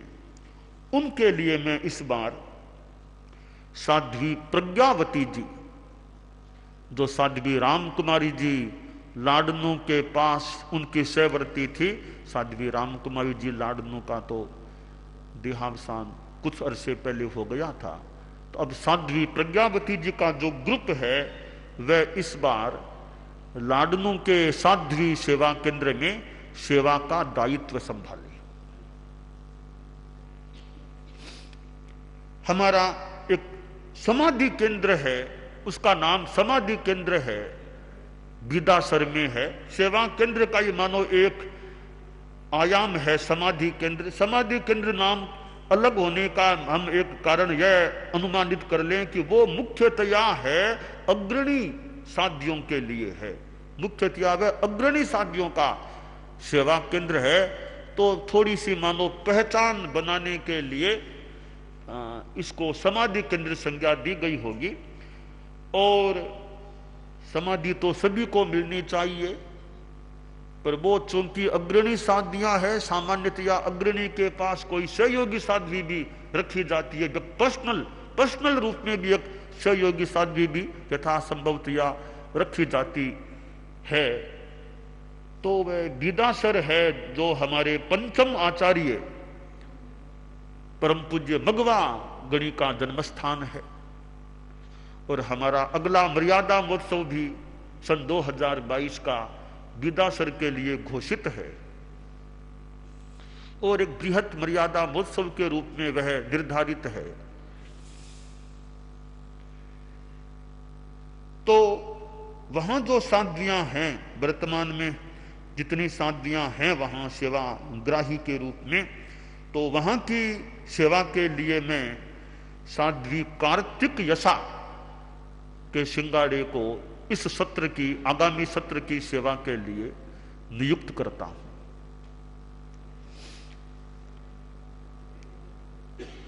हमारा यह इस श्रृंखला में तीसरा सेवा केंद्र श्री डूंगरगढ़, जो साधियों के सेवा केंद्रों में तीसरा श्री डूंगरगढ़ है। और हमारे धर्म संघ का श्री डूंगरगढ़ क्षेत्र एक अच्छा श्रद्धालु क्षेत्र है। अभी जो सेवा की बातें चली तो ये क्षेत्र भी तो कितनी सेवा दे रहे हैं। कितने वर्षों से जो साधुयां वहां रहती है, तो वहां की तेरापंथी सभा, वो वहां के लोग उनकी साधु साधियों की कैसे सेवा करते हैं। सेवा केंद्र के लोग भी सेवा, और जो चिकित्सा के हमारे कई चिकित्सा, जहां तात्कालिक चिकित्साएं होती है, जगह जगह शहरों में साधु साधियां समन श्रेणी के सदस्य भी जाते हैं, वहां की तेरापंथी सभाएं, वहां के लोग भी कितनी सेवा करते हैं। तो श्री डूंगरगढ़ है, वहां थोड़ी चिकित्सा की भी, वहां वो हॉस्पिटल भी है, साधियों के ठिकाने से ज्यादा दूर नहीं है। तो छोटा सा मानो चिकित्सा केंद्र के रूप में भी वह है कि थोड़ी चिकित्सा की वहां मानो सुविधा, पास में ही वो हॉस्पिटल होने से गुरुदेव तुलसी के नाम से वह हॉस्पिटल है। और जहां गुरुदेव तुलसी का नाम है, समाज के लोग जुड़े हुए हैं, तो ठिकाने से ज्यादा दूर नहीं होने से वह एक उजला पक्ष है कि चिकित्सा की सामान्य अपेक्षा हो तो वो वहां से भी पूर्ति होने की संभावना बन जाती है। तो यह श्री डूंगरगढ़ क्षेत्र है। मैं वहां की सेवा के लिए, सेवा केंद्र की सेवा के लिए 2 समूहों की नियुक्ति करना चाहूंगा। साध्वी गुप्ती प्रभा जी, जिनका चतुर्मास किशनगढ़ में था, वह सिंगाड़ा, और एक साध्वी हमारे पान कुमारी जी प्रथम, जिनका कुछ अरसे पहले काल धर्म प्रापण हो गया था। और साध्वी पान कुमारी जी प्रथम हमारी वयोवृद्धा शासन श्री साध्वी थी। साध्वी खुमा जी के पास वे रही हुई थी। और साध्वी खुमा जी जो महासती मातुश्री छोगा जी के पास रही हुई थी, तो उनके साथ में साध्वी परम यशा जी आदि साधियां रही हैं। तो मैं दूसरे समूह के रूप में साध्वी परम यशा जी के समूह को, यानी गुप्ती प्रभा जी का सिंगाड़ा और ये साध्वी परम यशा जी का ग्रुप, ये दोनों, इन दोनों को मैं अगले सत्र के लिए श्री डूंगरगढ़ सेवा केंद्र में सेवा देने के लिए नियुक्त करता हूं। हमारा चौथा साध्वी सेवा केंद्र गंगा शहर है। और गंगा शहर का वह चोखला अपने आप में एक अच्छा चोखला है। गंगा शहर बीकानेर का वो चोखला, पास में भिनासर, उदासर, थोड़ा आगे देशनोक, नोखा, थोड़ा उधर कालू, लूनकणसर, यह एक चोखला है। हमारा अच्छा एक श्रावक समाज का वो एरिया है। और गंगा शहर के पास बीकानेर है, तो चिकित्सा में भी कुछ सुविधा के पास में अच्छा शहर बीकानेर है, वहां भी चिकित्सा की सुविधा मिल सकती है। तो गंगा शहर, जहां परम पूज्य गुरुदेव तुलसी का विरह हमें मानो भोगना पड़ा या हुआ था, वो गंगा शहर है। जहां वो 13 पंथ न्यास का भवन है, वहां गुरुदेव तुलसी ने उस कमरे में अंतिम श्वास लिया था। और फिर आचार्य तुलसी शांति प्रतिष्ठान संस्थान, नैतिकता का वो शक्तिपीठ का स्थान, गुरुदेव का समाधि स्थल, उधर वो बोथरा भवन, मूलचंद जी बोथरा परिवार का, जहां गुरुदेव तुलसी ने अपने जीवन काल की अंतिम रात्रियां बिताई थी, वह बोथरा जी का भवन भी पास में है 13 पंथ न्यास के भवन के। तो यह गंगा शहर क्षेत्र, और जहां हमारे साध्वी प्रमुखा जी की साध्वी प्रमुखा के रूप में गुरुदेव तुलसी ने नियुक्ति की थी, आज उसका 50वां वर्ष अब चल रहा है। साध्वी प्रमुखा जी भी कितनी सेवा दे रही है। और आचार्य महाप्रज्ञ जी ने मुझे भी गंगा शहर में ही भावी दायित्व सौंपा था। तो वह हमारा गंगा शहर क्षेत्र है। वहां के लिए मैं इस बार आगामी सत्र की सेवा के लिए, साध्वी सेवा केंद्र की सेवा के लिए साध्वी पावन प्रभा जी के सिंगाड़े की नियुक्ति करता हूं। हरियाणा में एक हिसार है, वहां भी हमारी कुछ साध्वियां कुछ अरसे से, कई वर्षों से रह रही हैं। साध्वी राजकुमारी जी आदि साध्वियां। साध्वी राजकुमारी जी एक मौन साध्यका, ध्यान साध्यका के रूप में उन्होंने जो एक अपनी साधना की है, वर्तमान में अब वे साध्वी जी हिसार में हैं। तो उनकी भी सेवा की व्यवस्था के लिए मैंने एक उप सेवा केंद्र के रूप में हिसार को स्वीकार कर लिया। मूल सेवा केंद्रों से थोड़ा सा हट करके उप सेवा केंद्र उसको मैंने माना है। तो साध्वी राजकुमारी जी भी अपनी अच्छी साधना करती रहे, अध्यात्म की साधना चलती रहे, खूब चित्त समाधि में, उनके साथ वाली साध्वियां भी खूब चित्त समाधि में रहें। और उनकी यानी वहां की सेवा के लिए, उप सेवा केंद्र की सेवा के लिए मैं साध्वी कुंदन रेखा जी का सिंगारा जो गत वर्ष अगस्त चतुर्मास दिल्ली में किया था, ग्रीन पार्क में चतुर्मास उन्होंने किया था, साध्वी कुंदन रेखा जी का सिंगारा इस बार हिसार सेवा केंद्र में सेवा दे, इस रूप में मैं सेवा के लिए उनकी नियुक्ति करता हूं। तो सरदार शहर भी मुझे जाना है, ऐसा तय किया हुआ है। कुछ दिन वहां प्रवास भी करना है। फिर हमारे थली के कई क्षेत्र हैं, वहां भी जितना संभव हो सके जाने का मन है। तो हमारे चतुर्मासों में सन 2022 का चतुर्मास छापर में घोषित है। गुरुदेव महाप्रज्ञ जी के समय वह चतुर्मास छापर में होना घोषित हुआ था। फिर मैंने उस समय एक बार ले लिया, अभी नहीं, बाद में देखना। अब मैंने वापस स्वीकार किया कि मैं यथासंभवतः अब मुझे 2022 में वहां चतुर्मास करूं। तो वहां हमारा संतों का वो सेवा केंद्र है। हालांकि संख्या तो मानो अब नाम मात्र किसी माने वहां संतों की संख्या, तो फिर भी वहां छापर के लिए मैं चाहूंगा मुनि पृथ्वीराज जी जसोल, जो उदयपुर में मुनि श्री रविंद्र कुमार जी के पास, वो पृथ्वीराज जी भी अग्रणी हैं, मुनि श्री रविंद्र कुमार जी स्वामी के पास माने उनकी सेवा सहयोग के लिए कुछ अरसे से उनके पास हैं, पहले भी उनके पास रहे हुए हैं। तो अब मुनि पृथ्वीराज जी जसोल छापर के सेवा केंद्र में सेवा को संभालें, मैं उनकी नियुक्ति करता हूं। हमारा एक और सेवा केंद्र जैन विश्व भारती है, वहां भी हमारे संत रहते हैं। और जैन विश्व भारती तो एक ऐसा स्थान है जहां कितने समय तक गुरुदेव तुलसी का विराजना हुआ था। आचार्य श्री महाप्रज्ञ जी, युवाचार्य श्री महाप्रज्ञ जी जहां विराजे थे, और गुरुदेव तुलसी किस प्रकार जैन विश्व भारती में मॉर्निंग वॉक किया करते थे, भ्रमण किया करते थे।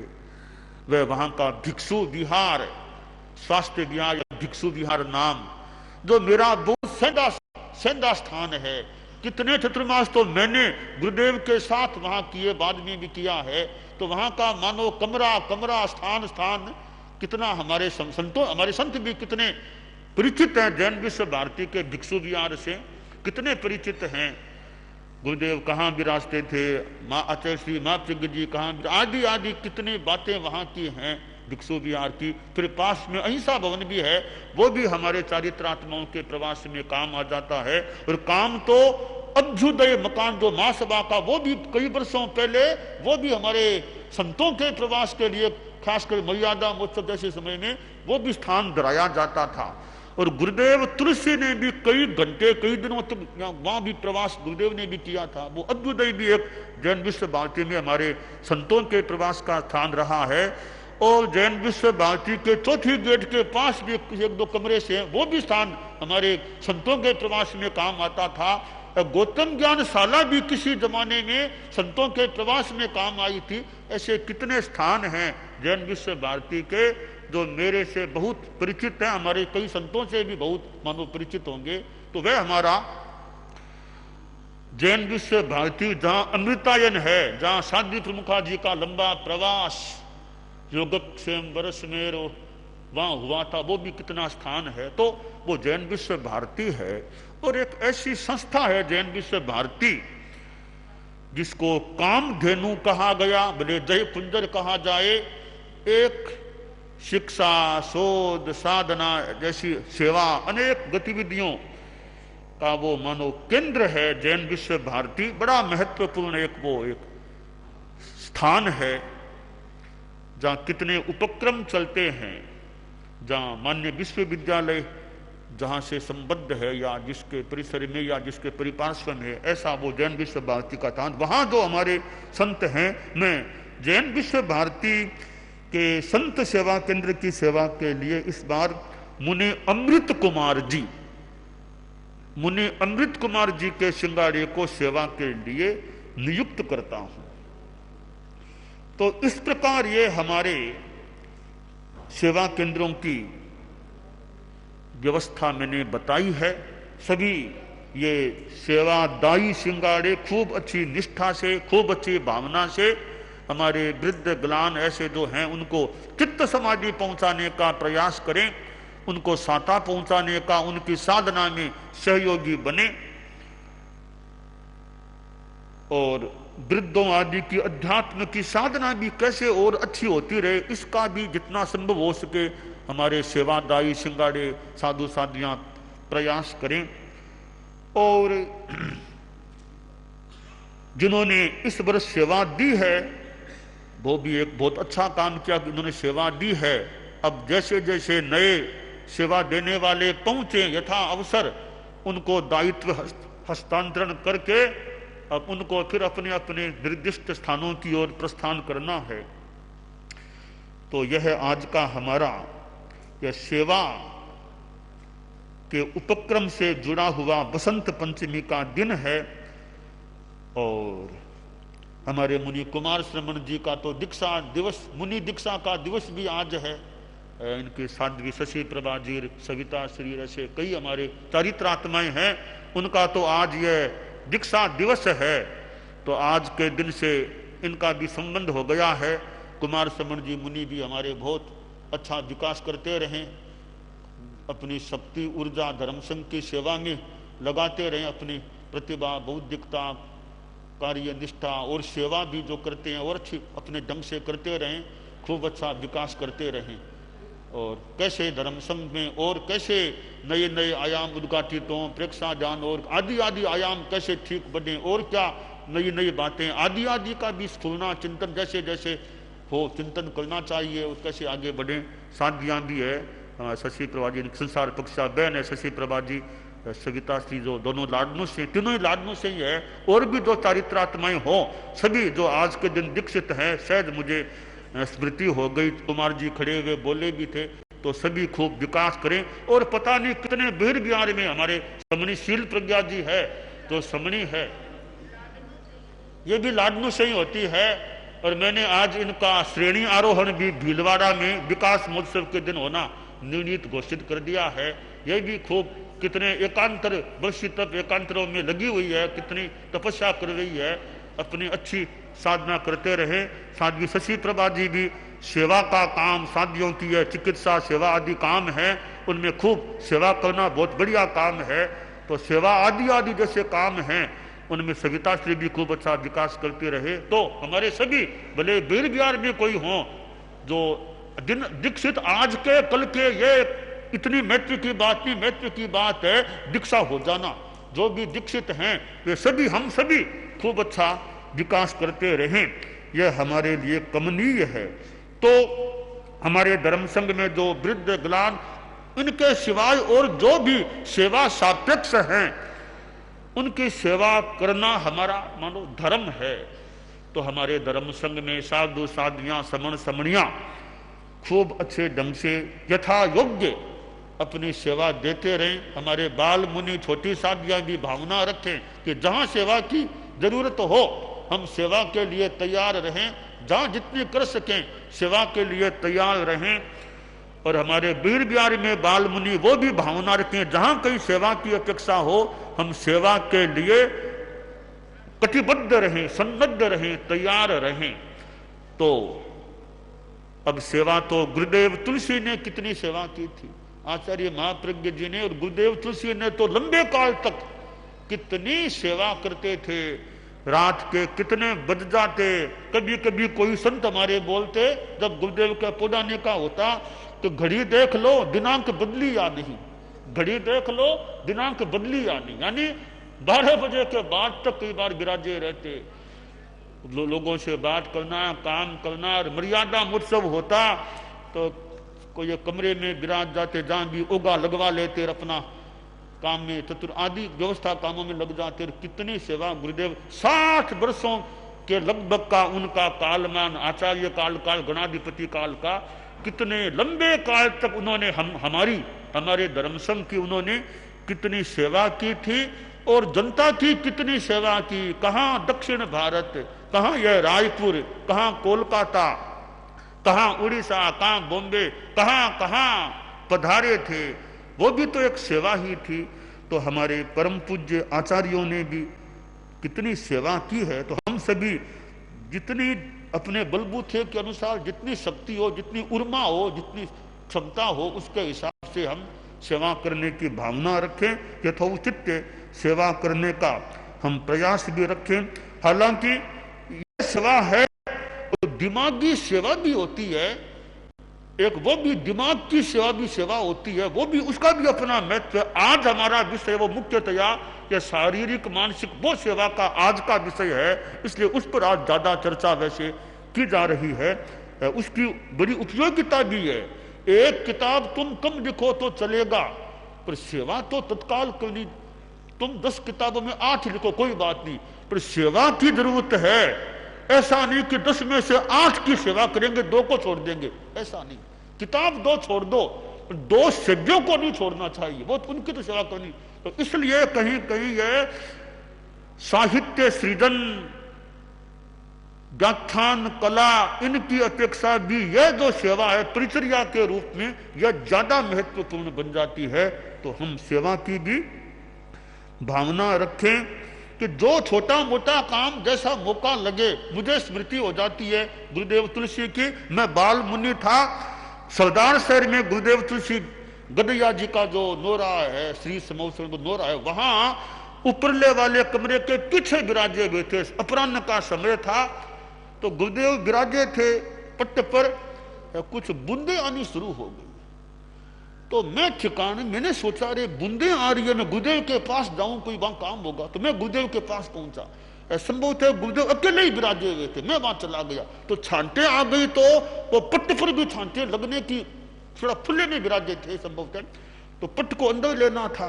तो मैं गया तो गुरुदेव फिर नीचे उतर गए। तो मैं अकेला ही था, तो पट्ट को मैंने उठा के अंदर ले जाने की चेष्टा की। तो मैंने पट्ट को उठाने लगा। अब देखिए गुरुदेव का माइटपना।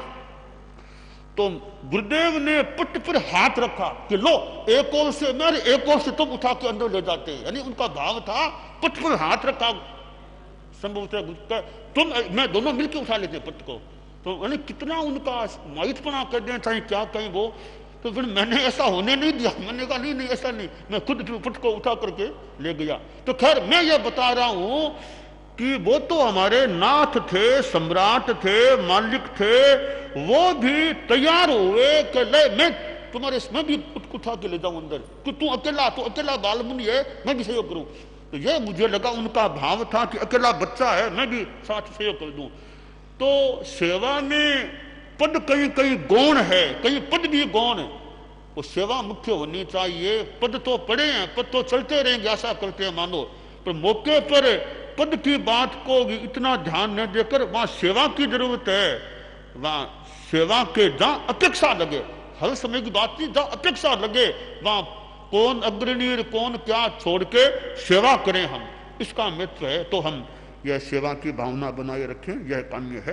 दानान सिद्धम अभय पयानम सच्चे सुया अणवज्जं वयंती तवेशु या उत्तम बंभचेरम लोगुत्तमे समणेनाय पुत्ते। पूज्य प्रवर की अमृत देशना हम सबके लिए और सेवा केंद्रों के लिए विशेष रूप से रही। और सोलापुर से पूज्य प्रवर ने जब हैदराबाद की ओर प्रस्थान किया था, उस समय में मुनि ऋषभ कुमार जी के बृहत्तर वर्ग को पूज्य प्रवर की सेवा का एक अनुपम अवसर मिला था। और अभी तक वो ही क्रम चल रहा है राज्य में। लगभग पूज्य प्रवर से संबंधित जितनी भी सेवा हैं, लगभग ऋषभ मुनि का बृहत्तर वर्ग लगा हुआ है। और पूज्य प्रवर ने पुनः यहां पर रायपुर में हम सभी संतों का सौभाग्य जगाया है। और पूज्य प्रवर ने घोषणा की है 21 तारीख से फिर पूर्ववत सेवा निर्धारित हो जाएगी। तो पूज्य प्रवर के प्रति हम प्रणत है। और ऋषभ मुनि ने जो मनोयोग से सेवा की है, पूज्य प्रवर ने कल रात्रि में जब निवेदन हुआ, मुनि हितेंद्र मुनि निवेदन कर रहे थे, गुरुदेव इतनी सेवा की है, इन दोनों को बख्शीश कराएं। तो गुरुदेव ने फरमाया, देखो हीरा होता है, उसका यदि उचित मूल्यांकन नहीं होता है तो फिर वो सही नहीं होता है। ये तो पूज्य प्रवर की कृपा है, ऐसा फरमा रहे हैं। पर गुरुदेव उन्होंने पूज्य प्रवर की सेवा करके गुरुदेव को एकदम स्वस्थ रखा, ये हम सब के लिए प्रसन्नता का विषय है। तो हम पूज्य प्रवर के प्रति, हाँ, मुख्य मुनि प्रवर तो विशेष रूप से गुरुदेव की सेवा में लगे हुए हैं। वे तो बाह्य सेवा और विशेष रूप से अंतर सेवा में लगे हुए हैं। बाह्य सेवा से भी मुख्य मुनि प्रवर जुड़े रहे हैं। तो हम सभी बृहत्तर वर्ग के प्रति आभार व्यक्त करते हैं कि उन्होंने हम सब की सेवा को अपने पर ओढ़ लिया और पूज्य प्रवर की कुशलता पूर्वक उन्होंने सेवा की है। कान खोलने थे, वो संत आ गए जो इनके वर्ग के बिना की आगे खोलने लगे। उनका अब वो लगता है वो उत्साह जग गया ज्यादा संतों से काम करने का, तो वो भी हाथ लगा लिया, काम करने लग गए। गुरु संस्कार तो वही है, हमारे गुरु सेवा के संस्कार हैं। और गुरुदेव ने बड़ी कृपा कराई और 21 तारीख से रायपुर से वापिस पुनः सेवा का वैसे जिनका जिनका दायित्व था उनको वापिस प्रदान करवाया। और अब जैन विश्व भारती द्वारा प्रकाशित एक अभी साध्वियों की सेवा बाकी है। वो फिर ऐसा है कि एक बार यो मान के चलें कि 21 फरवरी 2021 के दिन के 2:01 पर यह प्रतिबंध हटाया जा रहा है, यानी वापिस मूल की तरह किया, वापिस भविष्य में अपेक्षा न पड़े, कोरोना जैसी स्थिति के कारण से चिंतन की अपेक्षा न पड़े, फिर भी कोई पड़ेगा तो पुनः चिंतन कर सकते हैं। तो कोरोना के कारण से जो एक तरह से अवरोध या जो भी हुआ था, वो अवरोध 2:01 सन 2021 के 21 फरवरी के उस समय प्रतिबंध हटाया जा रहा है। और यह मर्यादा महोत्सव केवल रायपुर नहीं, छत्तीसगढ़ नहीं, पश्चिम उड़ीसा पास में ही है, उसके लिए ही नहीं, ये गुरुकुलवासी साधु साध्वियों के लिए भी उपलब्धि का हो गया है। और अब जैन विश्व भारती द्वारा प्रकाशित जय तिथि पत्रक, जिसको गुरुदेव के श्री चरणों में यहाँ पर दिखाने के लिए, समर्पित करने के लिए पंकज जी पोरवाल, ट्रस्टी जैन विश्व भारती, महेंद्र जी धारीवाल, अध्यक्ष मर्यादा महोत्सव व्यवस्था समिति रायपुर, वे गुरुदेव के समक्ष उपस्थित होकर के उसको दिखा रहे हैं। और उसके बाद में मित्र परिषद द्वारा भी जो तिथि पत्रक और तिथि दर्पण ये दो निकलते हैं, मूलचंद जी डागा अध्यक्ष मित्र परिषद, प्रमोद जी नाटा पूर्व अध्यक्ष, रणजीत जी सुराना, वे भी इस अवसर पर भीतर इस मर्यादा समवसरण में उपस्थित होकर के गुरुदेव को एक बार जैन विश्व भारती के द्वारा जो करा। एक मिनट रणजीत जी, एक मिनट।